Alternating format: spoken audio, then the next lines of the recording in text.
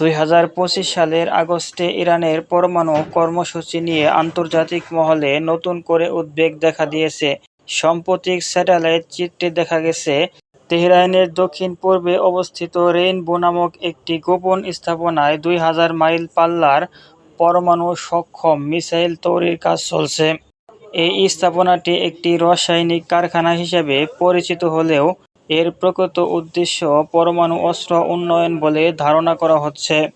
বিশ্লেষকদের মতে, ইরান বর্তমানে 60% সমুদ্র ইউরেনিয়াম মজুত করেছে, যা দ্রুত 90% সমুদ্র করে পরমাণু অস্ত্র তৈরিতে ব্যবহার করা যেতে পারে। এই পরিমাণ ইউরেনিয়াম থেকে এক সপ্তাহে 5টি এবং 2 সপ্তাহে 8টি পরমাণু অস্ত্র তৈরি করা সম্ভব। ইরানের ব্যালিস্টিক মিসাইল কর্মসূচিও দ্রুত এগিয়ে চলছে। ফাত্তাহ-1 এবং খুররাম-শাহ-4 নামক মিসাইলগুলো 2000 কিলোমিটার পর্যন্ত পাল্লা সম্পন্ন এবং পরমাণু বহনে সক্ষম।